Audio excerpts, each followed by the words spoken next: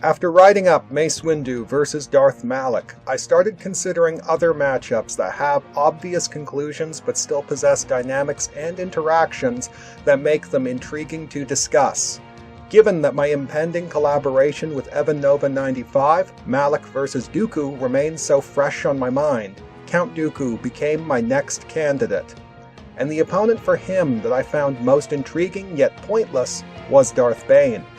Both are classical Lawful Evil Sith Lords who betrayed the academic institutions that brought them up because they regarded them as impure. Both are defined by their purist dedications to their respective schools of lightsaber combat, and both even share the distinction of being armed with curve-hilted dueling lightsabers. My assessment of Darth Bane will be based on his primary appearance in the Darth Bane trilogy of novels written by Drew Karpyshyn, in addition to the character's manifesto in the Book of Sith written by Daniel Wallace. My assessment of Count Dooku will be based exclusively on Legends continuity material, excluding the 2008 Clone Wars animated series.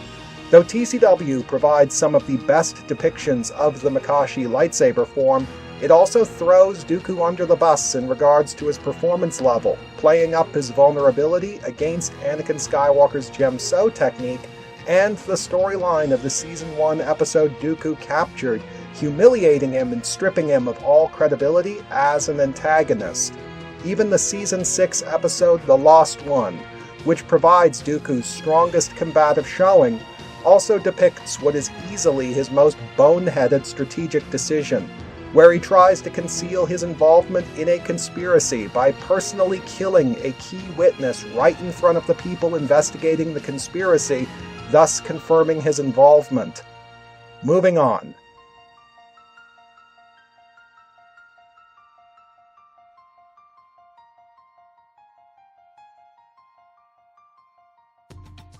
Starting from the top, Bane enjoys a significant physical advantage.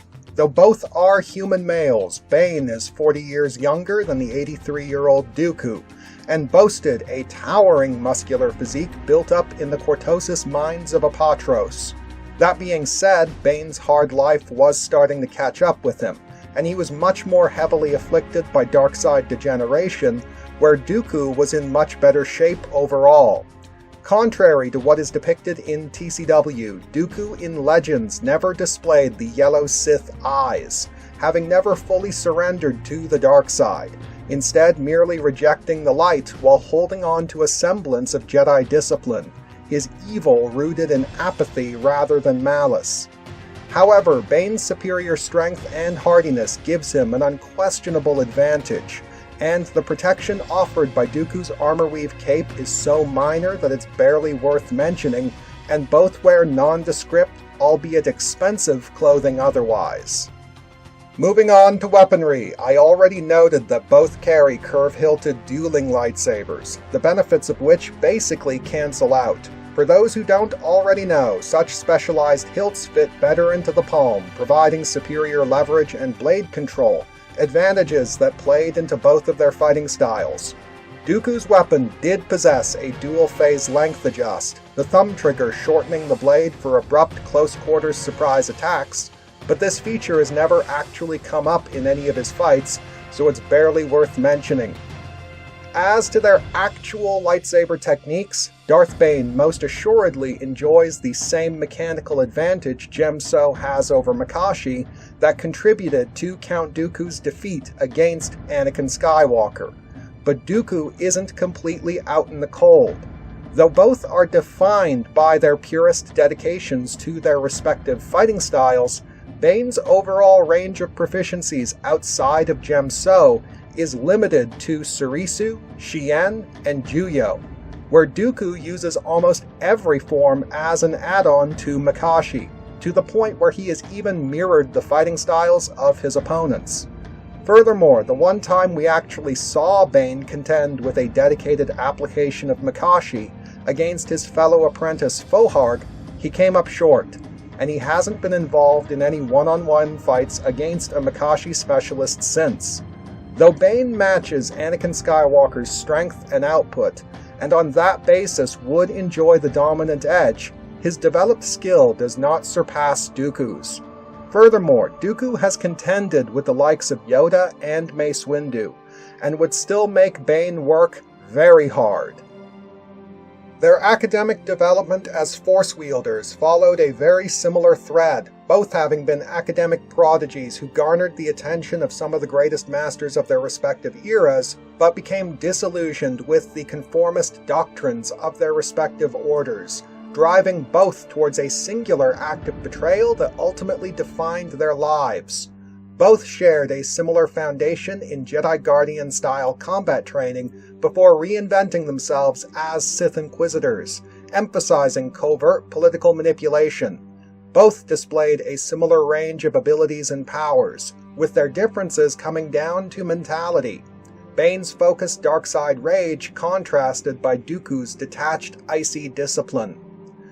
However, there is no question that Darth Bane was more inherently powerful as a Dark Force wielder, consistently demonstrating vastly superior levels of magnitude and generally being more willing to fully channel the dark side, where the self-contained Dooku kept a reserve of power pent up inside. On the other hand, the primary area where Dooku's inability to cope with that degree of power has been physical combat, but as a Force duelist, he's actually been quite successful at punching above his weight class. That being said, Bane has only experienced difficulty when pitted against large-scale sorcery and mental manipulation, whereas most of his conventional Force duels have been resolved by one-hit kills delivered with immediate, overwhelming power.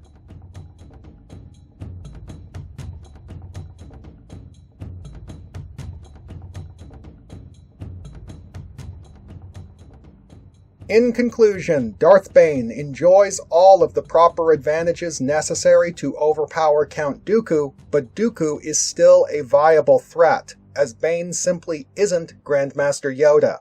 Despite being an archetypal Sith warrior, Bane does not support his superior physicality with armor or cybernetics. He's just a bodybuilder, and an over-the-hill one at that. As swordsman, Bane's Gemso technique simply has a mechanical advantage over Dooku's Makashi technique. His developed skill does not surpass Dooku's. As Force wielders, Bane is simply more innately powerful. He does not possess any relevant abilities that Dooku doesn't have an answer for. My projection for how this fight would play out goes as follows. The early fight would be an inconclusive mutual assessment, both exchanging probing strikes but nothing committed. The mid-fight represents Dooku's best chance at winning, leveraging his subtler skill to achieve an underdog victory against the comparatively brutish Darth Bane. However, the late fight is Bane's game, as Dooku would be burning out from having to contend with his strength for so long. Despite his more straightforward conduct, I think Bane's technique is more than refined enough to keep Dooku at bay long enough to wear him out. The fact that Bane usually unleashed his full destructive Force power in the late fight merely adds another nail to Dooku's coffin. I declare Darth Bane, sole reigning Dark Lord of the Sith, the victor.